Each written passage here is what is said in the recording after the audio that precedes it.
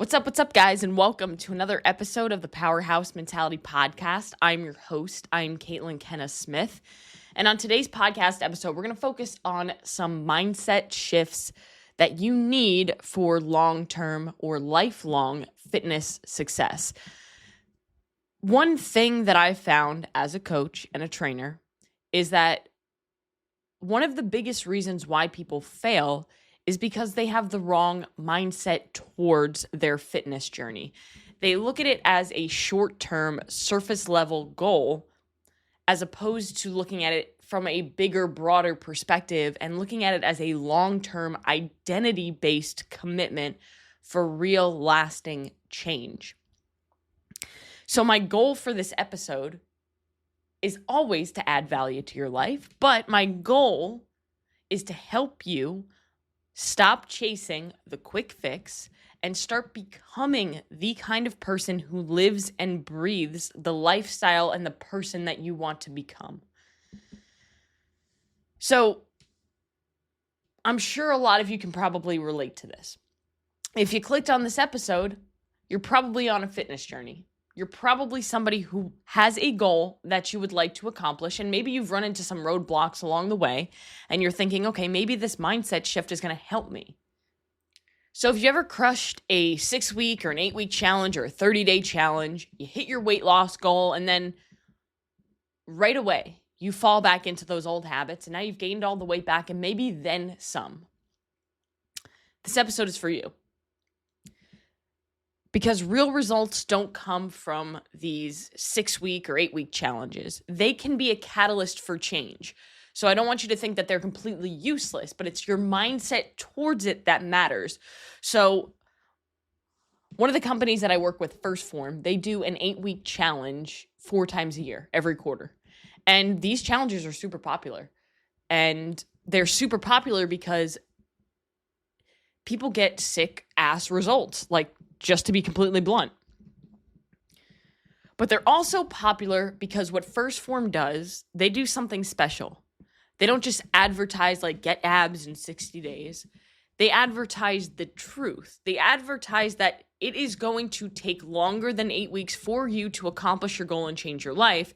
However, the 8-week challenge becomes a reason or an excuse for you to get started because everybody is looking for something to kind of be that catalyst for change.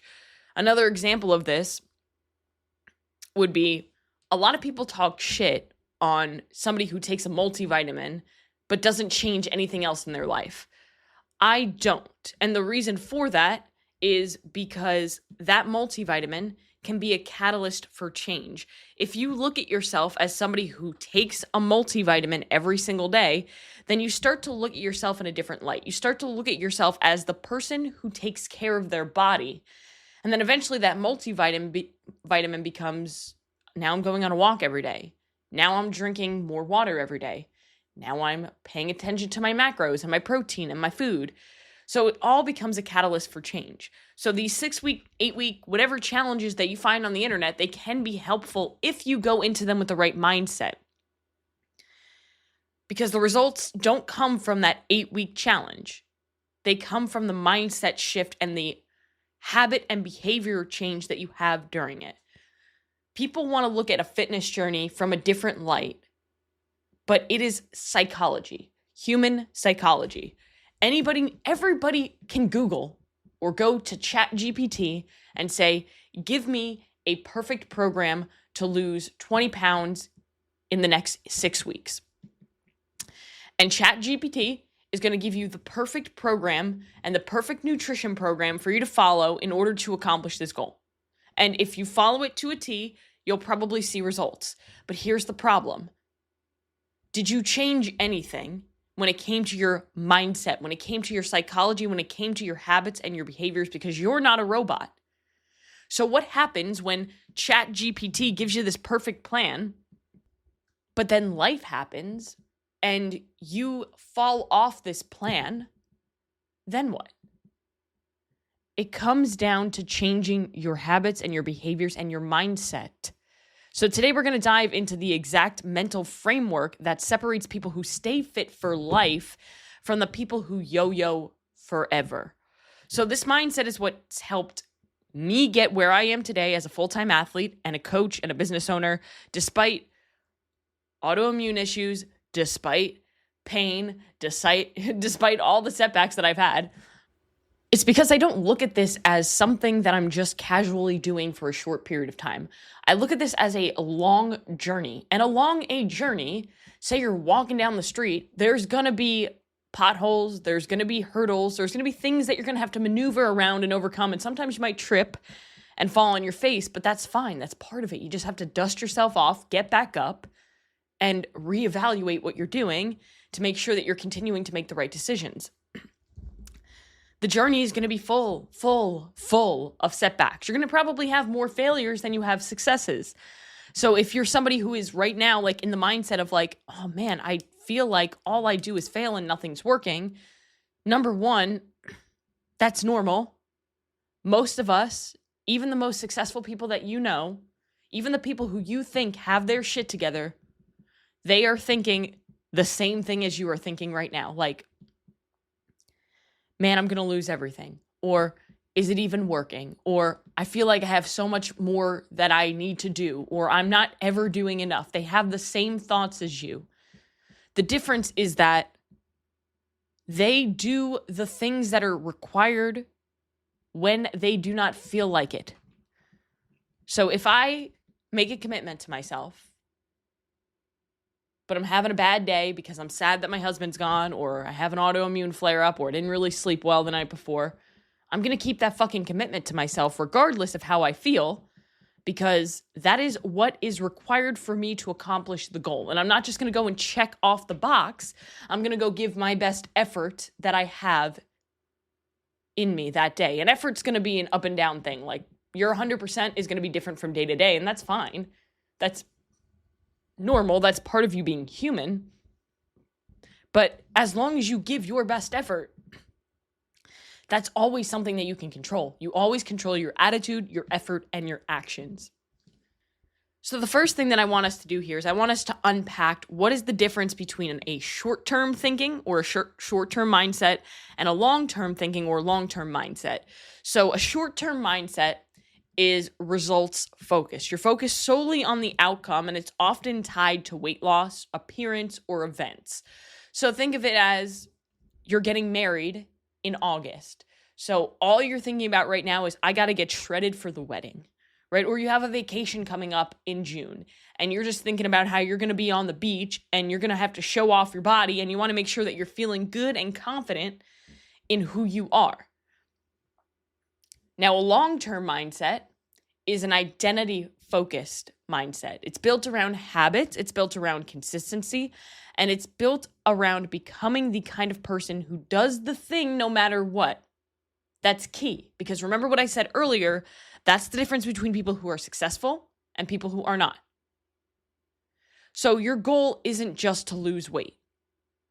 It's to become someone who doesn't tolerate their own excuses, and it's to become somebody who doesn't have to lose the weight again and again and again and again.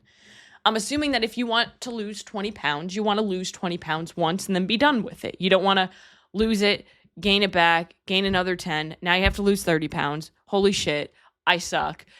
But you don't suck. Your process sucks. And that's just the reality of it.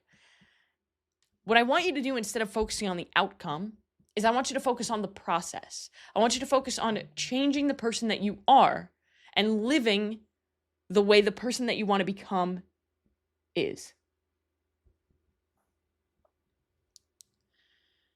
So a few core mindset shifts. There's going to be 3 of them that I want you guys to take forward with you today. Number 1, I want you to change the outcome to the identity. So from outcome to identity. So don't just set goals. I want you to build the habits of the person who already has those goals.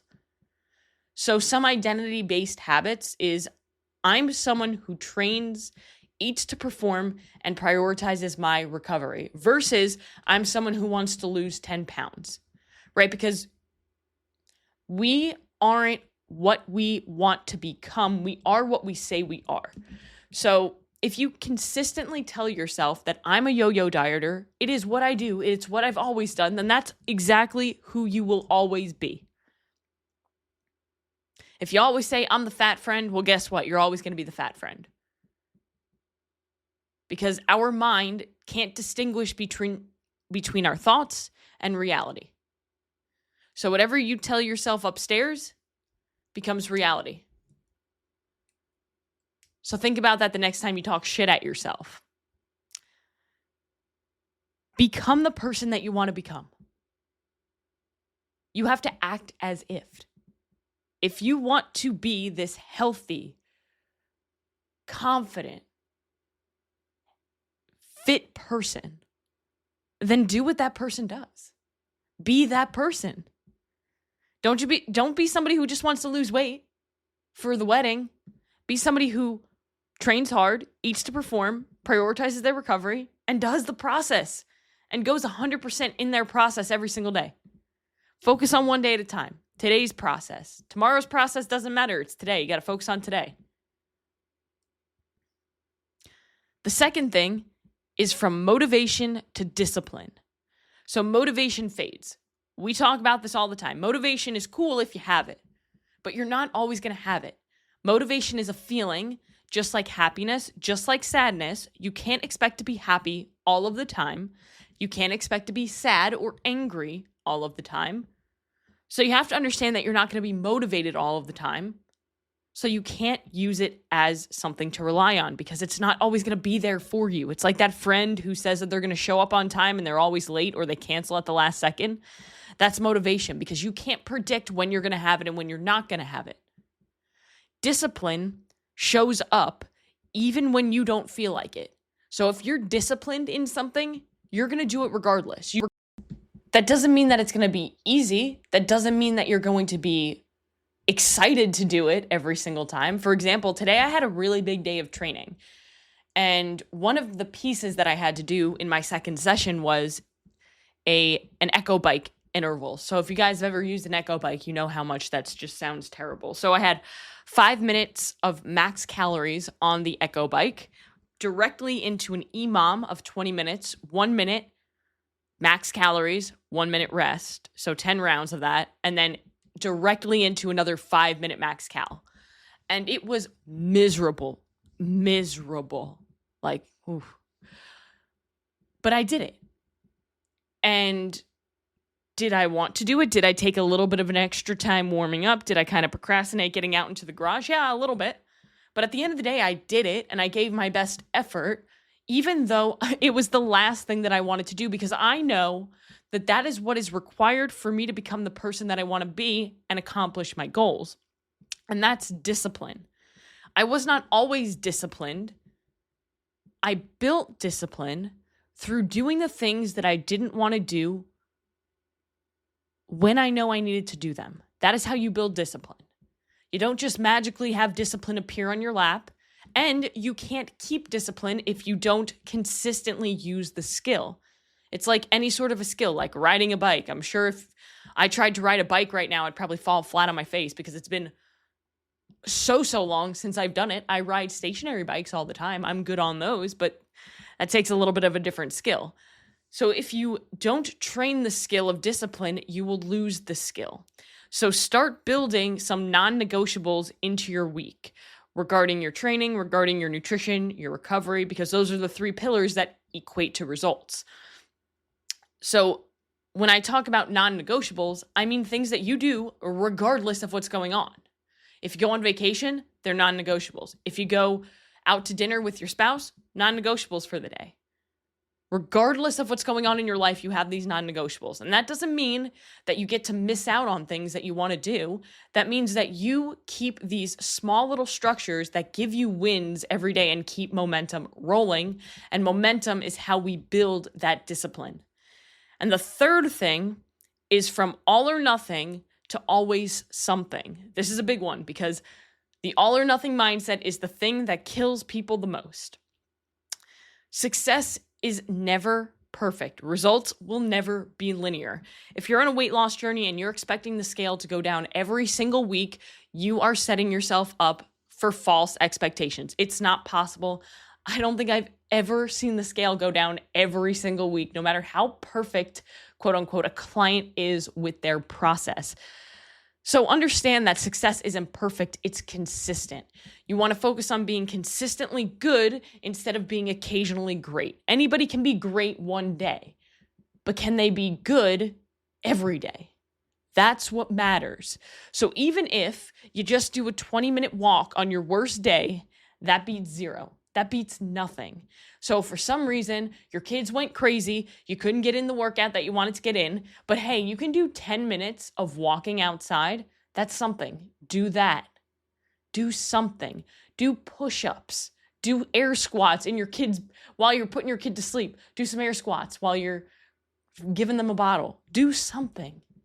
Because something is how we create momentum. So understand that perfection isn't required. Consistency is.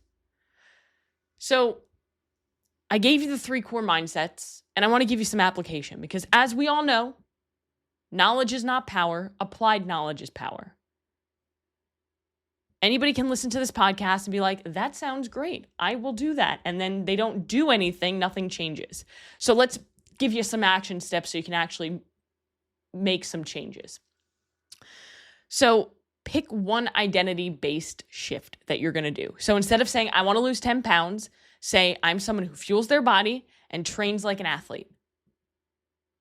Number 2, create 2 weekly non-negotiables for yourself. An example of this could be, I work out every Monday, Wednesday, and Friday, no matter what. Or I eat protein with every meal, no matter what. Give yourself 2 weekly non-negotiables, 2 things that you're going to do every single day,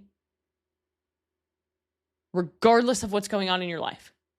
Give yourself those wins, because when you create wins, you build confidence. And when you build confidence, you build consistency, and you start to realize that you can fucking do this. And the third thing is check yourself when perfectionism shows up, which it will because you are human and we all have that trait. So instead of saying, oh man, I'm not perfect, I might as well do nothing, or I'll start again tomorrow, or I'll start on Monday, ask yourself, what can I do today to stay in motion? Maybe I can't do what I planned, but what can I do today to stay in motion? So this isn't about a transformation challenge or getting into your summer body. This is about who you're becoming.